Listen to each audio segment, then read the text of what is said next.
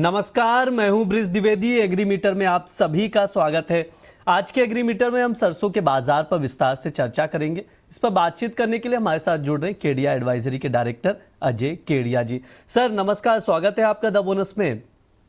बहुत बहुत धन्यवाद ब्रिज, मुझे बुलाने के लिए। सर आज के शो में हम लोग सरसों पर बातचीत करेंगे, विस्तार से चर्चा करेंगे। शुरुआत करेंगे सर आवक से। आपसे जानना चाहेंगे कि मौजूदा समय में सरसों की आवक की क्या पोजीशन है। देखिए, आवक काफी इम्पोर्टेंट है, बट हमने देखा कि भाव में एक अच्छी खासी तेजी के बाद एक गिरावट भी आई। लगभग अगर हम बात करें तो 2.5 से 3% का हमने जून में अब तक गिरावट आते हुए देखी। प्रॉफिट बुकिंग हम बोल सकते हैं, या पूरे ही एडिबल ऑयल कॉम्प्लेक्स में हमने गिरावट देखी है। अराइवल की अगर बात करें तो अप्रैल से जून 2026 की अगर बात करते हैं तो 14% YOY हमने इसमें गिरावट देखी है, जो करीबन 12.33 लाख टन के आसपास है। मेजर कारण ये भी रहा है कि ग्लोबल मार्केट के अंदर जिस ढंग से भाव बढ़ने की एक्सपेक्टेशन थी, उसके चलते कोई बड़ा प्रेशर भी नहीं पड़ता हुआ दिखाई दिया। तो आवक की गिरावट की वजह से ही हमने फरवरी मार्च से लेकर जून स्टार्ट तक एक अच्छी खासी तेजी देखी थी। सर थोड़ा सा ये समझाइए सबसे पहले कि सरसों की घरेलू डिमांड की क्या पोजीशन है, और इसके साथ ये भी बताइए बीते कुछ साल में सरसों की कीमतों की चाल यानी सीजनैलिटी कैसी रही है। देखिए, सबसे पहले अगर हम सीजनैलिटी ही ले लेते हैं, बिकॉज उससे एक आइडिया लग जाएगा मार्केट में मूव क्या है। तो पिछले साल हमने देखा था कि भाव करीबन 6,300 6,350 के आसपास ट्रेड कर रहे थे, और पूरे साल भर हमने प्राइजेस को एक सीमित दायरे में ट्रेड कर पा रहे थे। लेकिन पिछली बार जब सोइंग के नंबर्स की बात थी तो उम्मीद थी कि सोइंग थोड़ी बहुत इंप्रूव होते हुए दिखाई देगी। वो चीज दिखाई भी देती है कि गवर्नमेंट के जो थर्ड एस्टिमेट्स आए हैं, यहाँ पे हमने देखा कोई मेजर चेंजेस नहीं आया है एरिया अंडर कल्टीवेशन में। वैसे भी हम देखें डोमेस्टिक मार्केट के अंदर overall supply edible oil complex की, चाहे सोयाबीन की बात करें या किसी कोई भी एडिबल की बात करें, तो मस्टर्ड का प्रोडक्शन करीबन 8.6% बढ़कर 137.68 लाख टन का रहा। तो सप्लाई तो हमारे पास काफी अच्छी रही। अब डिमांड की अगर बात करें तो डोमेस्टिक के जो कंजम्पशन है वहां पे हमने इंप्रूवमेंट भी देखा। एक डिमांड कंसिस्टेंटली बना हुआ रहा। मेजरली हम एक्सपोर्ट पे हम बोल सकते हैं, क्योंकि इंडिया का जो ऑयल मिल एक्सपोर्ट चाइना वो है, वहां पे अपने 900% का जंप देखा। तो डोमेस्टिक साइड एक प्रोडक्शन अच्छा था, लेकिन डिमांड भी कंटिन्यू बनी हुई थी, जिसकी वजह से अच्छे प्रोडक्शन के बावजूद भी भाव में हम तेजी दी। लास्ट इसमें अगर हम देखते हैं तो हरियाणा ने भी हमने देखा कि मस्टर्ड प्रोक्योरमेंट जो रहा है टारगेट, वहां पे 1.3 मिलियन टन 26-27 में रखा था। तो कहीं ना कहीं हर तरीके से हमने डिमांड इंप्रूवमेंट देखी थी, जो भाव को सपोर्ट करता हुआ दिखाई दिया। सर आपने एक्सपोर्ट का जिक्र भी किया, तो उस पर मैं आपसे समझना चाहूंगा कि मौजूदा समय में सरसों मिल की एक्सपोर्ट डिमांड कैसी है।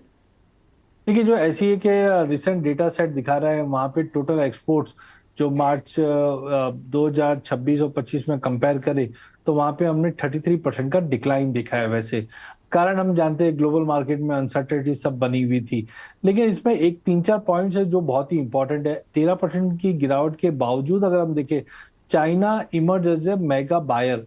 चाइना जनरली हम देख रहे हैं कि बहुत ही चूजी होता है एग्री कमोडिटी के अंदर, बट यहाँ पे हमने देखा है इंडिया का जो ऑयल मिल एक्सपोर्ट तो चाइना है वो स्काई रॉकेटेड हो गया। करीबन 8.78 लाख टन रहा है अप्रैल 2025 से लेकर मार्च 2026 के पीरियड के बीच में। ये this was the largest drive हम बोल सकते हैं कि चाइना कंटिन्यू बाय कर रहा है। बाकी अगर हम ओवरऑल देखें तो स्लगिश मिल था। साथ में हम देख रहे हैं कि मिडिल ईस्ट और स्ट्रेट ऑफ हॉर्मुज की वजह से भी, ग्लोबल कॉन्फ्लिक्ट की वजह से जो शिपमेंट्स थे वो थोड़े थोड़े कंसर्न थे, डी रूट्स भी हुए, जिसकी वजह से कॉस्ट बढ़ गए थे, और उसी की वजह से हमने डिक्लाइन देखा। बट हाँ, China one of the biggest buyer निकल कर आया है इस पीरियड में। सर एक बार टेक्निकल चार्ट भी एक्सप्लेन कर दीजिए कि टेक्निकल चार्ट पर सरसों में कमजोरी लग रही है या मजबूती। देखिए, टेक्निकल पे जब हम देखते हैं 3-4 पैरामीटर्स को देखते हैं। सबसे पहले तो हम देखते हैं वॉलिडिटी है कि नहीं। तो हमने बीच में देखा जून महीना जैसे ही टच हुआ था 8,100 के भाव से वॉलिडिटी खत्म हो गई थी। अब वॉलिडिटी धीरे धीरे बढ़ रही है, लेकिन डाउन साइड बढ़ रही है, क्योंकि आरएसआई जो 78-77 के आसपास पहुंच चुका था, अब आरएसआई में करेक्शन आ गया अराउंड 52 के आसपास है, जो बताता है कि मार्केट अभी स्टैग्नेंट जरूर है। लेकिन एमएसीडी बता रही है कि अभी भी बैरिशनेस जारी है, और हम प्राइजेस 7,900 पे देख रहे हैं।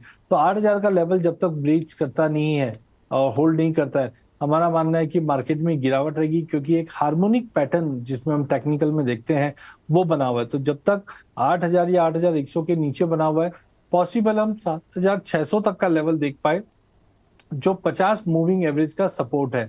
तो टाइमिंग मुझे लगता है कि मस्टर्ड में गिरावट रह सकती है 8,100 के नीचे, जो 7,600 से 7,550 का एक टेम्पररी पुलबैक दिखा सकता है।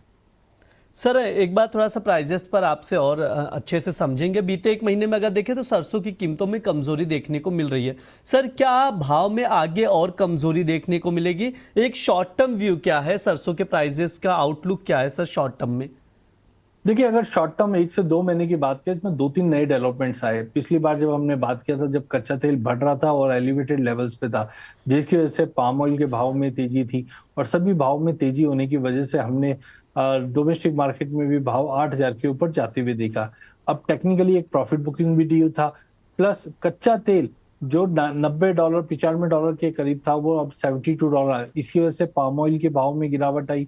पाम ऑयल के भाव के चलते हमने सोया ऑयल, इन सब में गिरावट देख रहे हैं, जो मस्टर्ड पे भी इम्पैक्ट दे रहा है। तो अगले अगर महीने 1.5 महीने की बात करें, तो मुझे लगता है 8,100 का लेवल जब तक अगर तोड़ के होल्ड नहीं करे, नीचे में मुझे लगता है 7550 से लेकर 7600 तक का लेवल हम देख पाएंगे। तो टाइमिंग अगले महीने 1.5 महीने के अंदर भाव के अंदर मुझे गिरावट दिखाई देती है। सर एक आखिरी सवाल रहेगा, अगर किसी को किसी एग्री कमोडिटी में पोजीशन बनानी हो किसी भी ट्रेडर्स को, तो आपकी तरफ से टॉप एग्री कॉल्स क्या कुछ रहेंगे रिकमेंडेशन में? देखिए, एग्री के अंदर वॉल्टिलिटी डेफिनेटली बढ़ती हुई दिखाई देगी। जैसे धनिया में हमने पिछले हफ्ते देखा थोड़ा बहुत करेक्शन था, लेकिन अब वापस 15 के ऊपर आ चुका है। तो मेरा मानना है कि अगस्त वायदा 15,000 में लीजिए, 14,700 के स्टॉप लॉस से 15,600 का टारगेट रहेगा। दमखम रखता है कि ये 18,000 के लेवल भी जल्द दिखा दे, बट छोटे मोटे करेक्शन के साथ साथ।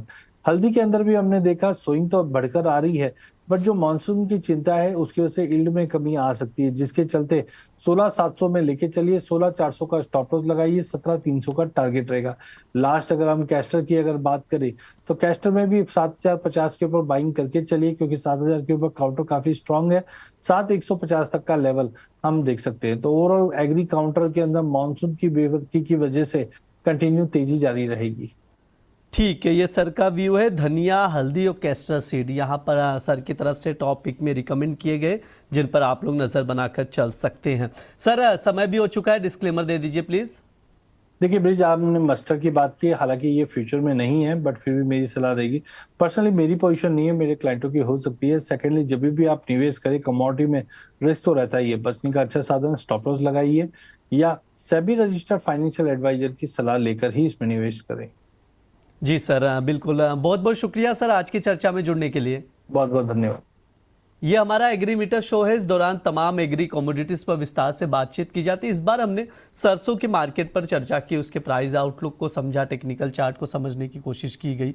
इसके अलावा जो एक्सपोर्ट डिमांड क्या है उस पर भी चर्चा की गई है, विस्तार से बातचीत की गई है। तो आप लोग भी ये शो देखिए और ज़्यादा से ज़्यादा लोगों तक ये वीडियो ज़रूर शेयर कीजिए। फिलहाल के लिए शो में इतना ही। आप लोग बने रहिए द बोनस के साथ। धन्यवाद।